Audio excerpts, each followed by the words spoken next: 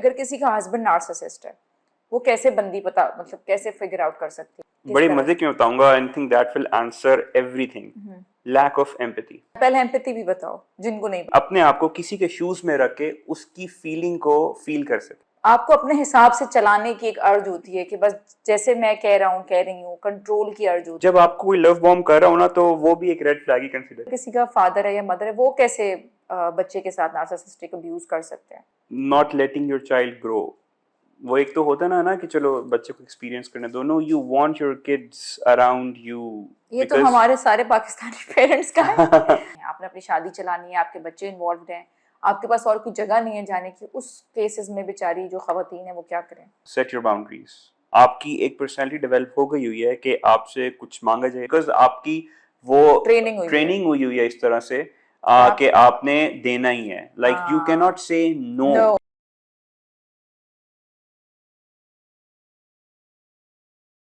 Hello and अस्सलाम वालेकुम, welcome back to my YouTube channel, welcome back to chai chat with Iram Rahman. आज हमारी episode जो रिकॉर्ड होनी है अगेन विद अ साइकोलॉजिस्ट, क्योंकि रिलेशनशिप्स के हवाले से बहुत सारे सवाल आते हैं, पेरेंटिंग के हवाले से बहुत सारे सवाल आते हैं। तो आई वुड कोई भी ऐसा टॉपिक होता है तो मुझे लगता है एक्सपर्ट हो उस बारे में बात करने के लिए तो ज़्यादा बेहतर है, ताकि आप लोगों तक सही बात जाए, पूरी बात जाए, कंप्लीट इन्फॉर्मेशन हो।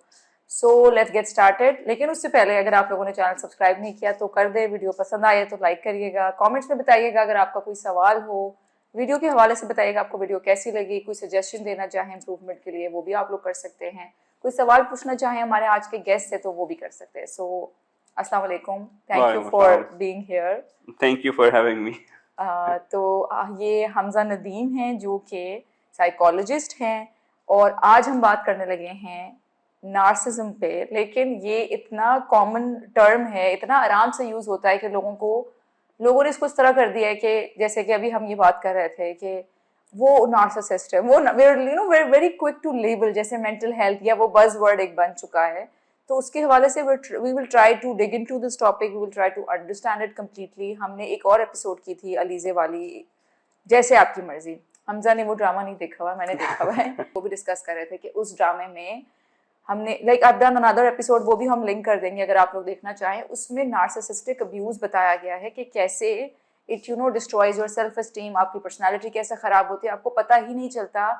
इस एपिसोड को करने का मकसद है अगर आपकी ज़िंदगी में ऐसा कोई मौजूद है, अल्लाह ना करे, आपके पेरेंट्स में, आपके रिलेशनशिप्स में, आपके हस्बैंड में, आपके हस्बैंड हो सकते हैं, अगर कोई हस्बैंड देख रहा है तो उसकी वाइफ हो सकती है, तो ये फिर आगे हम बच्चों में कैसे वो टेंडेंसीज चली जाती हैं। So let's get started. सबसे पहले हम बात करते हैं नार्सिज्म होता क्या।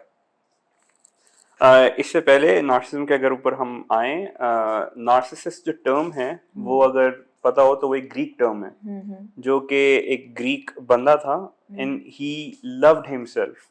और वो अपने आप को इतना प्यार करता था कि he could not have him. तो एक बार जब अपना रिफ्लेक्शन देख रहा था तो because he could not have him वो उस दुख से मर गया।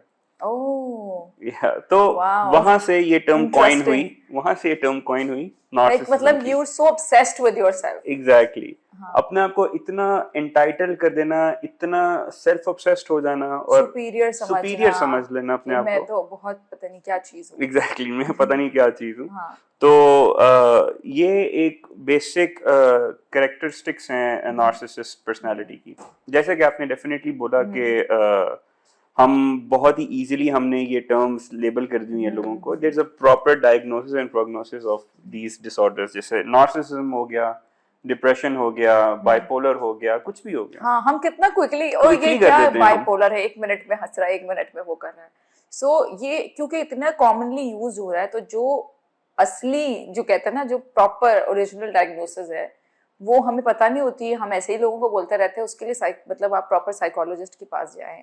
वो ओनली उसमें भी मैंने recently I was watching a video कि it's very difficult to diagnose it, कि पता नहीं अगर कोई आपका है क्लाइंट तो आपको नहीं पता चलता। वो भी उनमें भी टाइप्स होती हैं basically. So actually I think narcissism is, if you are a psychologist and if you are very self aware, तो आपके लिए बहुत इजी होता है एक नार्सिसिस्ट को पॉइंट आउट करना। अच्छा, फॉर एग्जांपल अगर कोई बंदी है वो आपके पास आती है, ठीक है, अब उसका हस्बैंड नार्सिसिस्टिक, अब will you be able to psychologist कैसे वो करते हैं कि वो पता चल जाता है पैटर्न में कि अच्छा वो नार्सिसिस्टिक अब्यूज है? पैटर्न में डेफिनेटली पता चल जाता है, क्योंकि आप एक सेशन में तो डेफिनेटली आप पता नहीं कर सकते, आपको It takes 2-3 सेशंस करने होते हैं। और उसमें आई हैव अ क्लाइंट जो कि मुझे I think this was his 7th session with me, और मुझे 7th सेशन में जाके पता चला कि oh so he has been in a narcissistic abusive relationship. 7th session में मुझे जाके पता चला, क्योंकि उसने रिवील तब किया। नार्सिसिज्म की बेसिकली 2 मेन टाइप्स जो होती हैं वो होती हैं कोवर्ट नार्सिसिज्म और ओवर्ट नार्सिसिज्म। ओवर्ट की हम पहले बात करते हैं। ओवर्ट में बेसिकली वो टिपिकल डेफिनेशन नार्सिसिज्म की ग्रैंडियोर, सेल्फ एंटाइटलमेंट, एनवी, और आप अपने आप को मतलब you think something about I yourself. Want you to give little examples with it कि जैसे अगर एंटाइटलमेंट है तो वो किस तरह से आएगा बिहेवियर में, अगर वो कोई और चीज़ है तो वो बिहेवियर में, जैसे आइडेंटिफाई अगर हम करना चाहें कि अच्छा मेरे इस रिलेशनशिप में शायद ये टेंडेंसी है, तो वो हम कैसे करें? जैसे for example again I will use husband wife वाली एग्जांपल, क्योंकि मेरे पास सवाल ही उसी तरह के आते हैं कि अगर किसी का हस्बैंड नार्सिसिस्ट है, वो कैसे बंदी पता मतलब कैसे फिगर आउट कर सकती है कि अच्छा ये टेंडेंसी, एक तो हमने किया कि सुपीरियॉरिटी है और वो सारी चीज़ें, बट वैसे बड़ी मजे की मैं बताऊंगा, I think that will answer everything. Lack of empathy. पहले एम्पैथी भी बताओ जिनको नहीं पता। अच्छा, एम्पैथी इज रखा। बेसिकली आप किसी के अपने आप को किसी के शूज में रख के उसकी फीलिंग को फील कर सकें, हाउ देयर फीलिंग, और फिर जो कहते हैं नहीं हम walk a mile in someone's shoes, वो चीज होती है एम्पैथी। तो आप एहसास होता है, जैसे उर्दू में अगर एक वर्ड बोला जाए एहसास, आपको क्या होता है, किसका कितना होता है? ये बड़ी कॉमन टर्म यूज होती है ना, जैसे खवातीन करती हैं कि मेरा कोई एहसास ही नहीं करता, मेरा कोई एहसास ही नहीं करता। तो अगर आपको ये लगता है कि your husband is not, wife भी, मैं बार बार हस्बैंड का बोल देती हूँ, योर बेटर हाफ, हाँ, your spouse is not able to empathize with you, कि वो आपकी तकलीफ को ही ना समझ सके। और एक और मैं चीज़ पढ़ी थी, उस पर वीडियो देख रही थी, बेसिकली उसमें ये था कि whenever the spouse is resting, तो वो आपको रेस्ट करते हुए नहीं देख सकता, वो आपको रोबोट समझता है कि उठो ये काम करो, उठो वो काम करो, मतलब एक आपको अपने हिसाब से चलाने की एक अर्ज होती है कि बस जैसे मैं कह रहा हूँ कह रही हूँ, कंट्रोल की अर्ज होती है, कंट्रोल फ्रीक, कंट्रोलिंग होते हैं ना वो।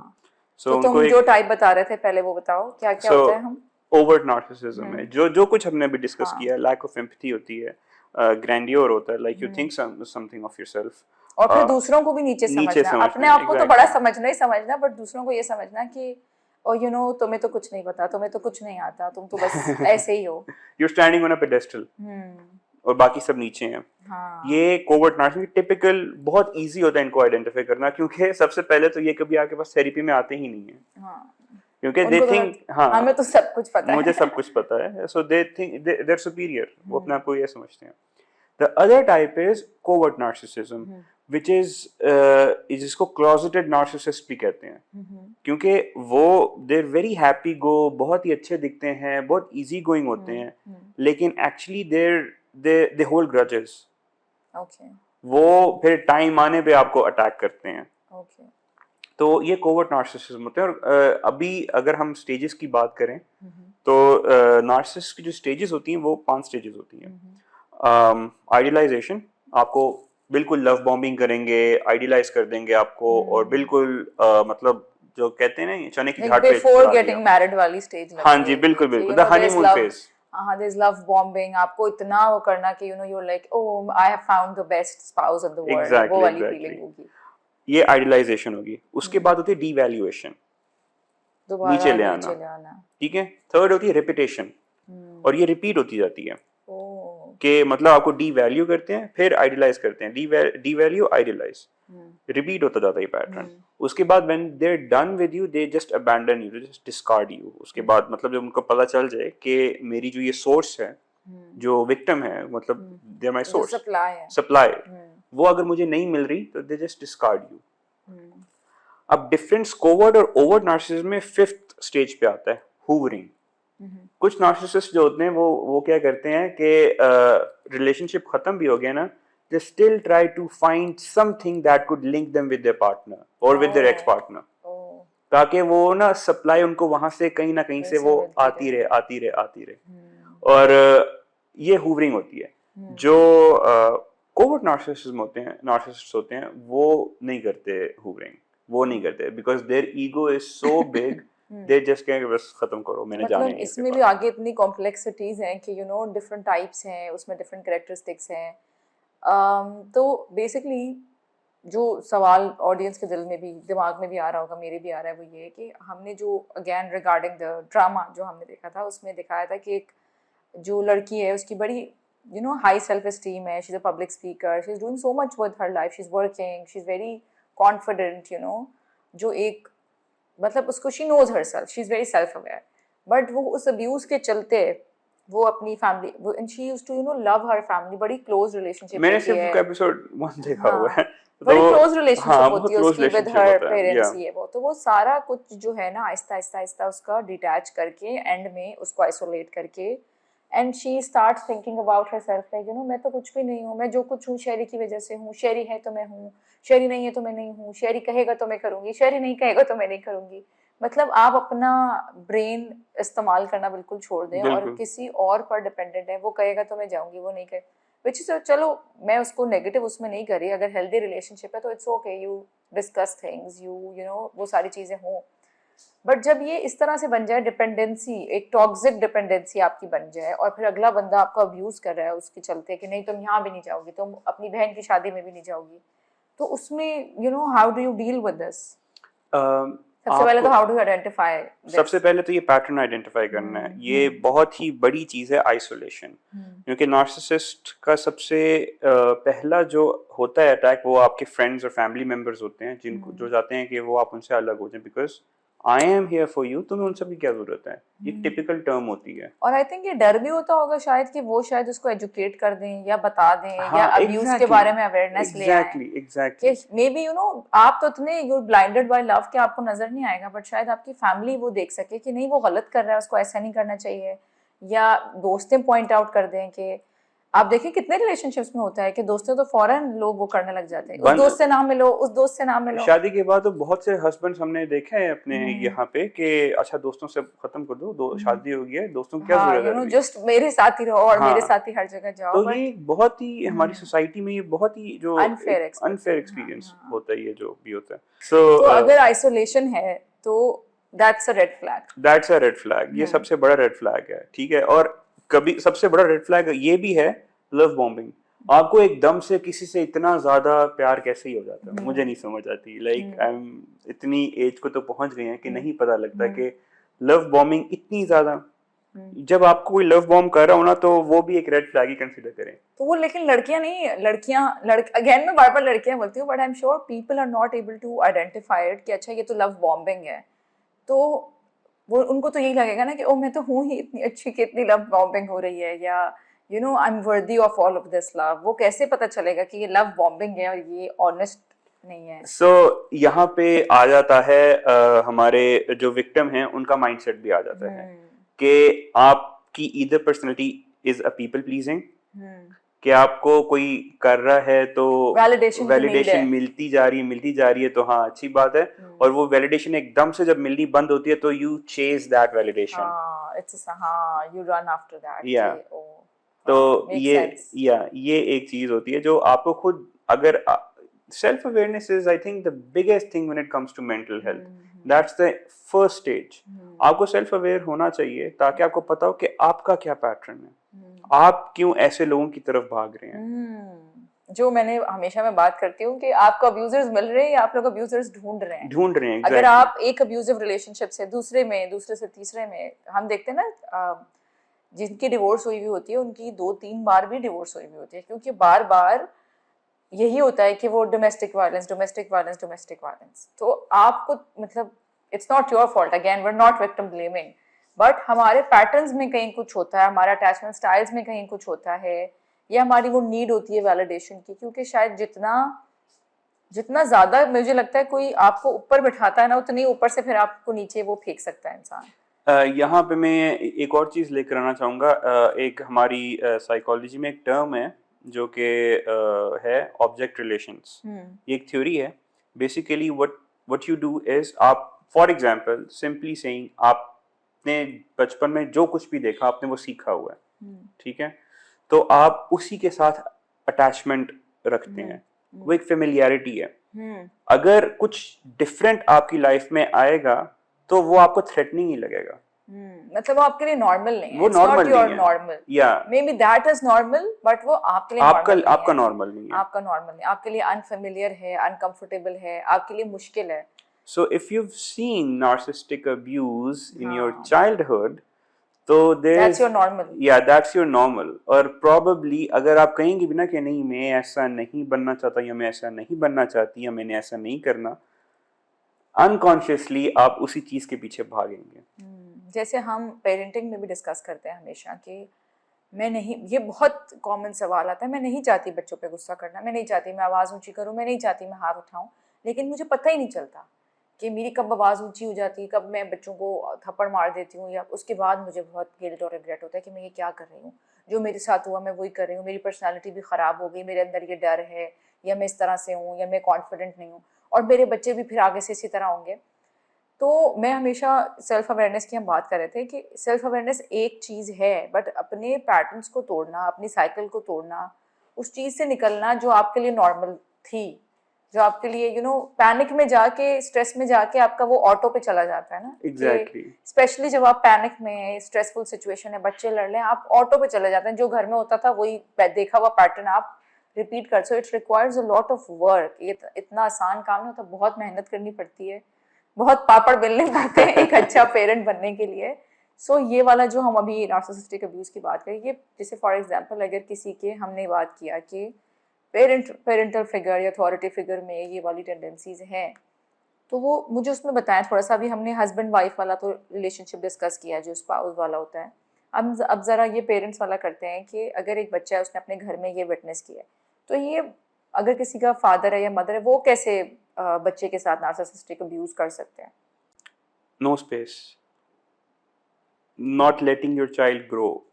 वो एक तो होता ना कि चलो बच्चे को एक्सपीरियंस करने दो, no you want your kids around you, ये तो हमारे सारे पाकिस्तानी पेरेंट्स का है।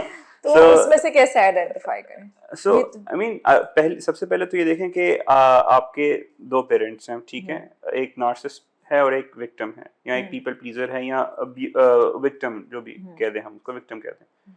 आप उन दोनों में से एक पैटर्न लेंगे, you'll either be a victim or you'll और be ये a भी narcissist। ओह, ये बड़ी अच्छा समझाया तुमने। हाँ, हाँ। तो आपके अंदर फिर जो पर्सनालिटी आ गई, आप उसी से फिर, और यहाँ पे मैं एक और भी बताना चाहता हूँ जो मुझे लगता है, it's my personal, not my personal experience but it's my personal observation, कि एक नार्सिसिस्टिक रिलेशनशिप में एक जो होता है वो ओवर्ट नार्सिसिस्ट पेरेंट होता है। मतलब for example let's say father is overt narcissist, जो कि अब्यूसिव है, एम्पैथी शो नहीं करता और सब वो है, सारी चीजें, ठीक है, अपने आप को सुपीरियर समझना, आपको स्पेस एग्जैक्टली, नहीं देना, प्राइवेसी नहीं है नहीं, कुछ। नो हाँ। No sense of privacy, not at all. जो दूसरा पेरेंट है, विक्टिम प्लस कोवर्ट नार्सिसिज्म, मतलब आपको पता है आपके साथ अब्यूज हो रही है, लेकिन आप वो अपने दिल में रखते जा रहे हो, बिकॉज आपने एक टाइम बाद फटना है, आपने एज अ प्रेशर, वो प्रेशर कुकर जैसे फटता है, राइट, तो आपने वो फटना है। तो जो जो जो बच्चा है, अगर वो एक विक्टिमाइज्ड माइंडसेट लेगा ना, तो देयर इज अ चांस कि वो कोवर्ट नार्सिसिस्टिक बनेगा, क्योंकि वो अपने दिल में सारी बातें रखेगा रखेगा रखेगा, सप्रेस करते रहेगा। सप्रेस करता वो जो रहेगा। कहते हैं और ना पीस मेकर्स, कि बहुत सारी, मैं अभी जो कोचिंग सेशंस होता है उसमें वुमेन आर टेलिंग मी कि हम बहुत कुछ करते हैं लेकिन हम कुछ बोलते नहीं हैं, कि to maintain the harmony and peace. तो मैं कहती हूँ कि कब तक कंटेन कर सकते हैं आप? एग्जैक्टली, और वो रहता है, एक एक चीज़ जो हो रही है ना आपके साथ, आज कल हुई परसों हुई, वो रहता है। वो ये नहीं होता कि छोड़ो आगे चलो, मूव ऑन मूव ऑन। तो वो मूव ऑन बोलने से मूव ऑन नहीं होता, वो it stores, everything stores in your body. जब मैंने वर्कशॉप्स कंडक्ट की थी तो उसके बाद मुझे बहुत से मैसेजेस आए थे, और उसके अंदर मुझे कुछ लोग आए मेरे पास जिन्होंने मुझे बोला कि ना my husband used to be a narcissist. और मुझे ये चीज़ बहुत ही सैड एक फीलिंग आई कि मतलब कि they think that it's change, because narcissism is a personality disorder. So when there is a personality disorder, there is a very unlikely कि आप चेंज हो सकते हो, मतलब देयर इज नो, हम इसका कोई इलाज नहीं है, हाँ, इसको क्योंकि हम मैनेज कर सकते हैं। मैनेज कर सकते हैं आपको, you can have your boundaries, you can have self awareness, अपने जो रिलेशंस हैं उनको खत्म ना करें, हाँ, बाउंड्रीज रखें। अब ये भी मैंने देखा है कि क्योंकि इतना ओवर यूज है इन टर्म्स का, तो लोग मुझे आके कहते होते अब तो मुझे पता चल गया है कि मेरा हस्बैंड नार्सिसिस्ट है, तो अब मैं अब क्या क्या करूं? करूं? अब मतलब मैं मतलब खुद ही डायग्नोज भी कर लिया, 2-4 वीडियोस देख करके, यार ये तो नार्सिसिस्ट है, लेबल ठप्पा लगा दिया उसको। उसके बाद अब मैं क्या करूं? अब मैं छोड़ दूं? तो अब अगला जो मिलेगा वो परफेक्ट होगा या नहीं, वो हमें क्या पता। सो ये बताएं कि अगर पता चल गया है कि अच्छा मैं एक नार्सिसिस्टिक अब्यूज वाले रिलेशनशिप में हूँ, तो अब इसका हल ये है कि उसको छोड़ दिया जाए या क्या किया जाए? यस। छोड़ दिया जाए, एक्चुअली यही हल है। नहीं, ऑब्वियसली जो अगर आपने देखिए बिल्कुल बहुत सारे सिचुएशंस में ऐसा होता है, बच्चे इन्वॉल्व हैं, अब लड़कियां फाइनेंशियली डेफिनेटली इंडिपेंडेंट नहीं, लोग छोड़ नहीं भी तो सकते हैं ना, नहीं सकते, छोड़ बिल्कुल सकते हैं, छोड़ना चाहते हैं, अभी हम वो डिस्कस नहीं करते। हम ये करते हैं अगर आपके पास कोई ऑप्शन नहीं है, आपने अपनी शादी चलानी है, आपके बच्चे इन्वॉल्व हैं, आपके पास और कोई जगह नहीं है जाने की, उस केसेस में बेचारी जो खवातीन है वो क्या करें? Set your boundaries.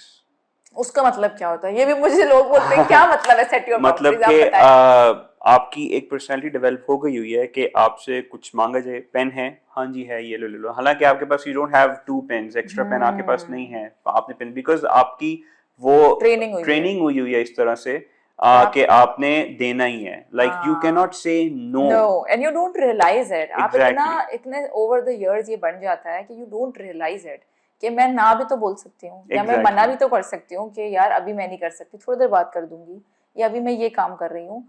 बहुत सारी जायज़ बातों पे मैंने देखा है कि पता नहीं एग्जाम्पल देनी चाहिए या नहीं चाहिए, पर एक लड़की का मैं सेशन कर रही थी, उसने मुझे बताया कि वो सेशन भी मतलब सुबह में कर सकती है क्योंकि वो बाद में नहीं कर सकती है, हस्बैंड को प्रॉब्लम है। मतलब हर चीज़ में देयर इज, और कोई पढ़ना चाहती है तो पढ़ भी नहीं सकती क्योंकि वो आइसोलेशन, अगेन द पैटर्न के बाहर ना निकले, किसी से मिले नहीं, किसी के पास जाए नहीं। ये क्यों डर है? ये इनसिक्योरिटी है ना। जब अगर आपको पता है आप सब कुछ ठीक कर रहे हैं, तो क्यों आपका पार्टनर आपको छोड़ के जाए? जब आपको पता है कि हाँ मैं गलत इंसान हूँ, और जहाँ उसको अकल आ गई, तो the person can leave me. Coming back to the topic, छोड़े नहीं, बाउंड्रीज कैसे सेट करें? अच्छा, बाउंड्रीज डिस्कस करते हैं हम। तो सेट योर बाउंड्रीज मतलब अगर आपने लर्न टू से नो, जानबूझ के बोलें, अगर कर भी सकते हैं काम तो मतलब अपनी एक ये हैबिट डेवलप लड़ाइयाँ आप करें। करवाने वाले मशवरे दे रहे हैं कि नहीं नहीं कोई नहीं काम बोलना छोड़ तो उसको ना बोलो। नहीं, आप असर्टिवली नो बोल सकती हैं, मतलब आप गुस्सा नहीं कर रही, आप ना ही पैसिव अग्रेसिव हो रही हैं। हाँ, ये होता है ना, क्योंकि नो या तो बोलनी नहीं, और जब बोलनी है तो लड़के बोलनी है। लड़के बोल रही हैं, आप आराम से बोल दें, मैं अभी थोड़ा सा बिजी हूँ, थोड़ा टाइम दो मुझे, मैं कर देती हूँ ये काम। सो जस्ट, और फिर वो तो एक जो एग्जैजरेटेड रिएक्शन आएगा जिस इंसान को, तो आपने आदत डाली हुई है कि हर वक्त जैसे ही ऑन द टोज है मेरा पार्टनर की, ये करो ये करो, ये सफाई करो, एग्जैक्टली। और आप you can have a normal conversation, लेकिन पहली बात आप उनसे कॉन्वर्सेशन कर ही नहीं सकते because they are very smart people. मैं एक नार्सिसिस्टिक पर्सनैलिटी के ऊपर भी बाद में बात करूंगा।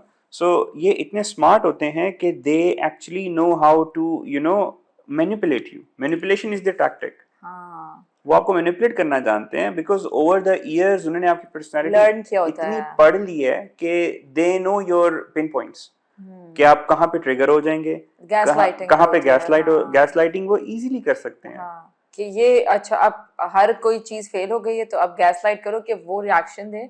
ये भी मुझे somebody was telling me in this बहुत ही thing। सिंपल टर्म है, तुम मेरे बारे में ऐसा सोचती हो। हाँ, तो मेरे बारे में ऐसा हाँ, सोचती हूँ। और फिर ये भी कि ये ड्रामे में भी मैंने काफी ये पैटर्न ये देखा, नोटिस किया, फिर मैंने पढ़ा इसको थोड़ा, नार्सिज्म को।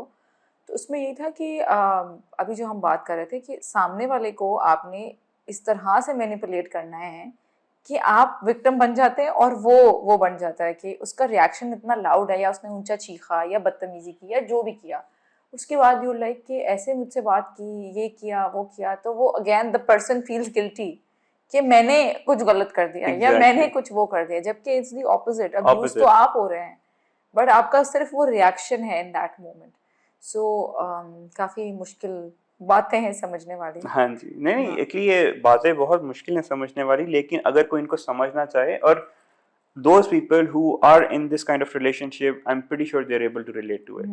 वो अब फौरन, हाँ, you can pick this one। उनको समझ आ रही होगी कि हम ये क्या बात कर रहे हैं, क्या नहीं हो रही। हाँ, क्योंकि ये वर्ड जरा फैंसी है, बट आई थिंक जो नार्सिसिस्ट हैं खुद उनको भी नहीं पता, जो इस तरह के रिलेशनशिप्स हैं उनको भी नहीं पता। अच्छा, ये बहुत अच्छी बात की आपने कि जो नार्सिसिस्ट हैं उनको नहीं पता। सो नार्सिसिस्ट बन गया कैसे वो? हमने पहले बात की है कि आपने पेरेंट्स से पेरेंट्स देख को लिया, देखा, हाँ। लेकिन और फिर ससुरालों में ये भी बड़ा मसला होता है कि जो सास है वही दोनों एक पर्सनालिटी है ना, दोनों नार्सिसिस्ट हैं, तो बेचारी जो बहू है वो डबल अब्यूज हो रही है कि सास के पूरा दिन सास के हाथ हो रही है, और फिर बाद में हस्बैंड कुछ समझता ही नहीं, कुछ वो मेरी माँ है, एंड वो मेरी माँ है तो she can not be wrong. ये वाली चीज होती ये है ना कि माइंडसेट भी माय बहुत, mother can not be wrong, हाँ, यू आर ये wrong, you out of the family, you doing something wrong. ये एक बहुत ही हाँ गलत माइंडसेट है हमारे हाँ, लोगों पर का। है ना। लेकिन हाँ है, एक चीज है कि कभी कभी ये जो आते हैं मेरे पास, कुछ क्लाइंट्स आते हैं और वो बोलते हैं कि एम आई द नार्सिसिस्ट। अच्छा, तो ये भी है। हाँ, क्योंकि वो इतना वो अब्यूसिव हो गए होते हैं अपने हाँ रिलेशनशिप्स में, तो वो ये कहते हैं कि मतलब कि उसने मुझे नार्सिसिस्ट बोला तो शायद मैं होंगी, तो इसलिए मैं आई हूँ थेरेपी में। हाँ, तो मैं उनको एक ही चीज कहता हूँ, कि फिर आप यहाँ आती थेरेपी नहीं में। नहीं नहीं, मैं उनको कहता हूँ कि the very reason that you are sitting here in front of me trying to see that are you a narcissist does not make you a make your narcissist. Answer, हाँ बिल्कुल। तो आप एक नार्सिसिस्ट नहीं है, क्योंकि आप मेरे पास, आप इस चीज को ठीक करने के लिए आई हैं। लाइक यू वांट टू, आपको नजर आता है कि मेरे अंदर ये मसला है, मैं इसको ठीक करना चाहता। हर किसी की पर्सनालिटी में कोई ना कोई मसाइल होते ही हैं।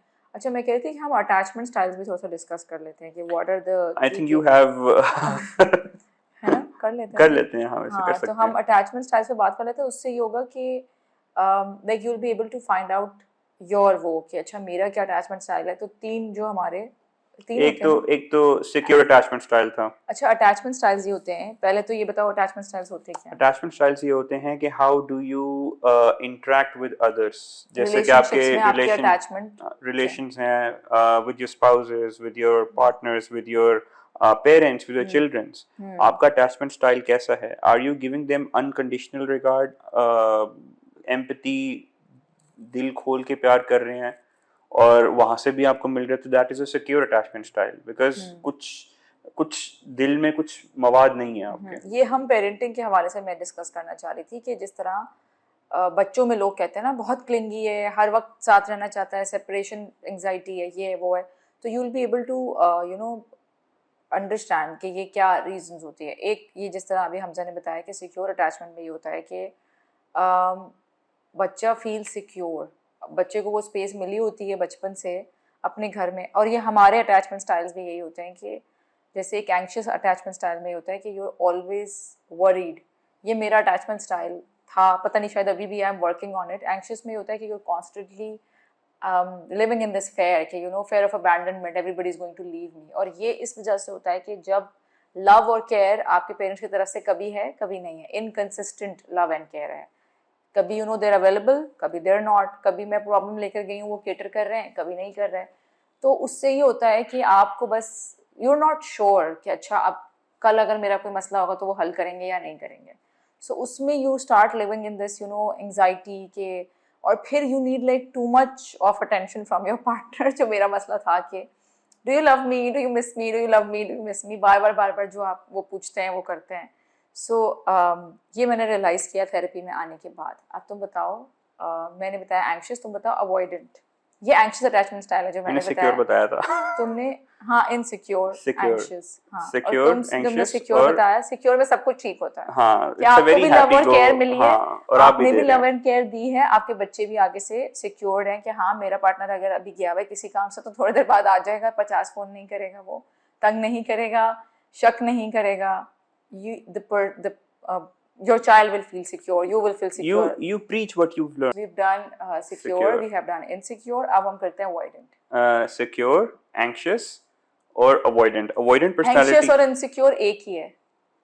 हाँ, ओके एंग्शियस और, मैं यही तो कह रहा हूँ, एंग्शियस और इनसिक्योर एक ही है क्योंकि वो मेरा है। चलो अवॉइडेंट बताओ। सो अवॉइडेंट में basically you are quite independent and you don't feel the need of having anyone in your life. Hyper independence, हाँ, हाइपर इंडिपेंडेंस हो जाती है। मतलब अगर आपकी लाइफ में कोई आ गई है तो एक आप खुद अपने आप को आइसोलेट कर लेते हैं इतना कि आप कहते हैं कि I am enough for my self. I know a friend of mine who has this avoidant lifestyle, और वो मेरे ख्याल से कुछ 8 साल से अकेला है।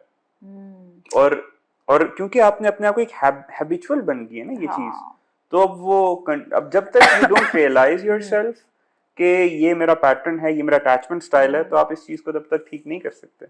और आई थिंक ये हमने अगेन वी स्टार्टेड इट कि ये जो अटैचमेंट स्टाइल है वो इस वजह से बनता है कि जब when your parents and authority figures are not available, they are not there for you, they are not present, so आप अकेले अपने आप को सूट करना सीख जाते हो, अकेले अपने मसले हल करना सीख जाते हो। और फिर जब लेटर इन योर लाइफ, ये बहुत सारे रिलेशनशिप्स में मैंने देखा है, बहुत सारे, कि हस्बैंड्स का ये अटैचमेंट स्टाइल होता है अवॉइडेड, और फिर लड़कियां ये समझ रही होती हैं कि he doesn't care for me, he doesn't love me, he is not there for me, और बस मैं उनकी लाइफ में हूँ ना हूँ उनको कोई फ़र्क नहीं पड़ता। जबकि अगर उनको फ़र्क पड़ता भी ना तो वो दिखाते नहीं हैं, बिकॉज वो ये समझ लेते हैं, अपना इंटरनलाइज कर लेते हैं कि अगर मैंने फ़लाँ शख्स को या अपनी बीवी को भी ये दिखा दिया कि मुझे इसकी ज़रूरत है, तो ये मुझे मतलब अगर मैंने दिखा दी अपनी डिपेंडेंसी है वो, तो मैं वीक नजर आऊंगा। yes. तो वो वीक नजर नहीं आना चाहते, वो exactly. उस हाइपर इंडिपेंडेंस वाली उसमें चले जाते हैं कि I am enough for my self, I will do it my self, कि और वो अपनी उसमें शो भी ये करते हैं, अपने पैटर्न्स में भी ये शो करते हैं कि ठीक है, you're there, you're doing it for me, good, if you not do it for me, I will do it my self. तो वो बाकायदा अगले अपने स्पाउस को ये फील भी कराते हैं कि I am okay without you. तो we have discussed attachment styles only because we were discussing this topic जिसमें attachment styles का बड़ा रोल होता है। तो अगर आपकी ये anxious वाली attachment style है जिसमें आपकी इतनी नीड है validation की और उन सारी चीज़ों की, और जो हमने पढ़ा था वो साइकिल पढ़ा था, ट्राइंगल भी पढ़ा था, एक कौन सा था वो, hierarchy of Maslow। अच्छा, हम दोनों साथ एक ही क्लास में हैं, जो हम मैं फाइनली बता दूं, we're doing this diploma together, हमारा ऑनलाइन कोर्स जो है वो हम साथ करते हैं, तो इसलिए हम इसलिए मुझे मज़ा आ रहा है इस डिस्कशन में कि हम साथ साथ हमने पढ़ा हुआ है, हमने डिस्कस किया हुआ है। So I really wanted to do it over here also, कि हमारी अच्छी इस पर डिस्कशन रहती है साइकोलॉजी के हवाले से। हम कर रहे हैं सर्टिफाइड, आप पूछेंगे लोग आप क्या कर रहे हैं, ह्यूमनिस्टिक इंटीग्रेटिव काउंसलिंग कर रहे हैं हम, और हमारा लेवल 5 डिप्लोमा चल रहा है, लेवल 4 हम कर चुके हैं। Now will discuss the final 9 points जिसके बगैर आप किसी को थप्पड़ नहीं लगाएं कि ये नार्सिसिस्ट है, ठीक है। अगर उसमें से अभी ही वाज टेलिंग मी कि 4-5 पॉइंट्स है, तो आप नहीं कह सकते कि ये नार्सिसिस्टिक है। हर किसी में टेंडेंसी होती है थोड़ी बहुत इन हरकतों की, तो आप फौरन don't be so quick to जज एनीवन। सबसे पहली बात तो ये कि narcissism it's a spectrum.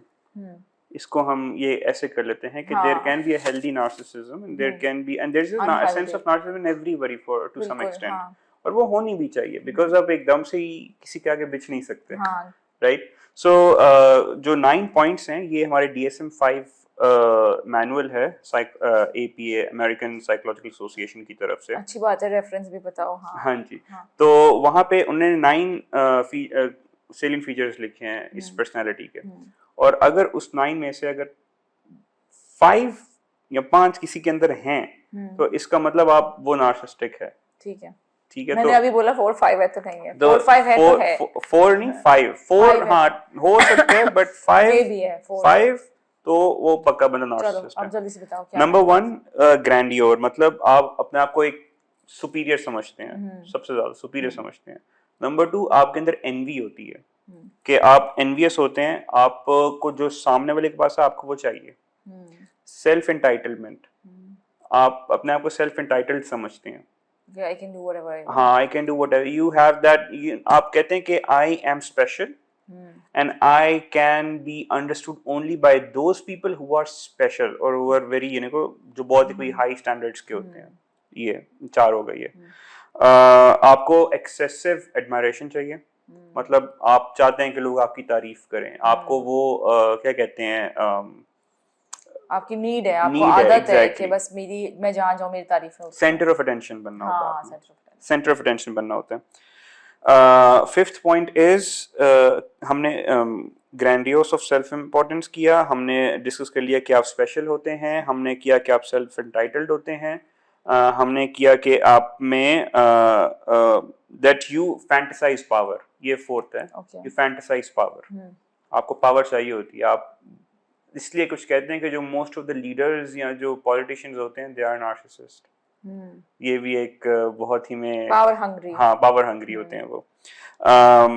N V हमने डिस्कस कर लिया था, 5th point. 6th point is arrogance, आप में एक एरोगेंस होती है और वो हाँ उसके बाद होती है एक्सप्लॉइटिव nature. You try to exploit others. The other person. आपको उनको करना होता है exploit. Then we have empathy. Empathy नहीं है हमारे अंदर. Empathy नहीं होती उनके अंदर. और last point है हमारा envy कर लिया है. Sense of entitlement mix हो गया point, but these are 9 points. अब इन 9 पॉइंट्स में अगर किसी बंदे के पास 5 हैं तो तब आप उसको ठप्पा लगा सकते हैं कि वो नार्सिसिस्ट है, वरना आप उसको नहीं कर सकते कि वो नार्सिसिस्ट है. But nothing is end of the world. There is always hope at the end of the tunnel. आपने कभी ये नहीं सोचना कि अच्छा अब तो ये हो गया तो अब मैं क्या करूं, या अब तो ये चीज़ होगी तो अब तो पता चल गया मुझे और मैं अब आंखों देखा कैसे इसको डाइजेस्ट करूं. तो हमने एक चीज़ ये डिस्कस की थी कि you can set healthy boundaries. Yes, you can set healthy boundaries. लेकिन आप सबसे पहले तो stay quiet. आप चुप रहें उनके सामने. आपको पता चल गया ना कि आप नार्सिसिस्ट हैं और आपने इस नार्सिसिस्टिक रिलेशनशिप में रहना है, तो unless and until you have your backup in terms कि of आप कहीं जा सकती हैं, आप मतलब you're good to leave, तो फिर आप करें, वरना there is no point. Support circle जिसे हम कहते हैं, अगर आपके पास वो है तो तब ठीक है, वरना तब तक आप चुप रहें. क्योंकि पाकिस्तानी हमारी जो ज़्यादातर ख़वातीन है उनका यही मसला है कि एक तो बहुत एज में बहुत ज़्यादा लेट हो जाती है, तब पता चलता है, बच्चे बड़े हो जाते हैं. वन ऑफ द बच्चा इज़ मैरिड ऑल्सो. बहुत सारी सिचुएशंस होती हैं जिसमें आप नहीं छोड़ना चाहते, नहीं छोड़ सकते. तो उस सिचुएशन में it's good that you don't mention it. फिर हम मैनेजमेंट की तरफ आ जाते हैं कि हाउ कैन यू हाँ अच्छा, सरवाइव कर लें ऐसे. एक और बात कि आप do not argue with them on the basis of logic. क्योंकि this is a good point. या क्योंकि उनके लिए लॉजिक एग्जिस्ट ही नहीं करता. Okay, they won't be logical. या वो नहीं है, उनके माइंड में उन्होंने जो सोचा हुआ है उनके लिए वही चीज ठीक है. उसके अलावा कुछ है ही नहीं. तो आप मत सोचें. Like you can't convince them. Yeah, you cannot convince them at all. Okay. तो इसलिए the best thing is just stay quiet with them and do your work. Boundaries हमने डिस्कस किया है already. बिजी करें, just जितना detach कर सकते हैं. ये I think this can be helpful in the situation कि आपने एक तो एक्सेप्ट कर लेना है. Acceptance is the number one step कि आप ठीक है यार, I want to be in this relationship, मुझे चलाना है, जो भी करना है. बहुत सारे ऐसे होती हैं कि सेशंस जिसमें women are not willing to leave. और अगेन मैंने कहा बच्चे इन्वॉल्व हैं और सारी चीज़ें, फाइनेंशियल इंडिपेंडेंस नहीं है, तो रहना पड़ता है, मैनेज करना पड़ता है. तो उसमें एक तो एक्सेप्टेंस, दूसरा बाउंड्री सेट करें, तीसरा ये कि मेंटेन योर पीस. मतलब आप ना उलझें बार बार लॉजिक की बेसिस पे, किसी भी बेसिस पर, बिकॉज दैट पर्सन इज ऐसे, जैसे कि हमने बात की, एम्पैथी की कमी की वजह से वो आपका पॉइंट ना समझ सकते हैं, ना समझना चाहते हैं. तो उस चीज़ में एंगेज होकर फ़ायदा क्या है जिसका आउटकम ही कुछ नहीं है.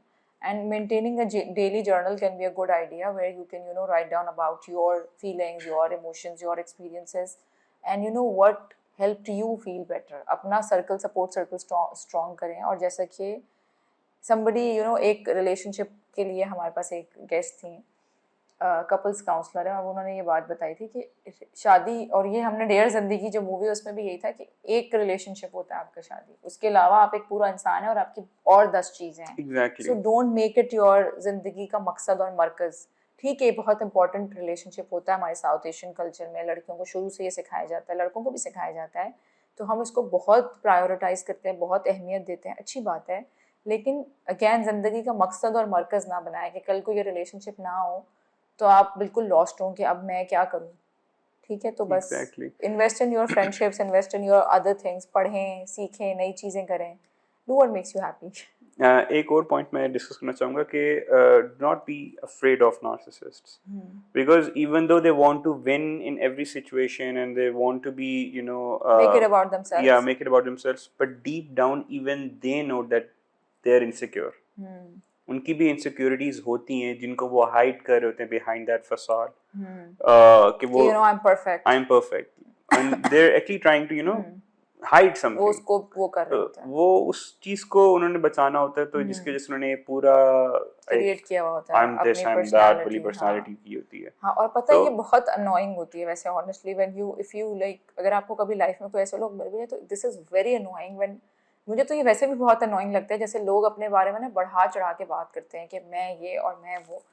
दुनिया आपके बारे में बात करे तो कमाल है, आप अपने बारे में अगर बात करते हैं तो यू नो यू लुक मजीद बेवकूफ़ ही आप। मुझे तो बहुत ही ऐसे लोग बेवकूफ़ लगते हैं, आई डोंट नो दूसरों को क्या लगता है। So thank you so much Hamza for taking out time. No problem, बहुत मज़ा आया आपसे बात करके, बहुत कुछ सीखा हमने, उम्मीद है आप लोगों ने भी बहुत कुछ सीखा होगा। कोई सवाल है तो आप पूछ सकते हैं, हमजा की आईडी हम लिंक कर देंगे। हमजा हैज़ अ पेज, वो पर्सनल सेशंस भी लेते हैं, ऑनलाइन सेशंस भी लेते हैं, पर्सनल मतलब इन पर्सन सेशंस भी होते हैं, ऑनलाइन सेशंस भी होते हैं। तो आप इनको कांटेक्ट कर सकते हैं, हम इनका पेज टैग कर देंगे। इनसे कोई सवाल पूछना चाहे तो वो भी पूछ सकते हैं। अपना बहुत ख्याल रखिएगा। वीडियो अगर पसंद आए तो लाइक करें, चैनल सब्सक्राइब करें। टेक केयर, अल्लाह हाफ़िज़।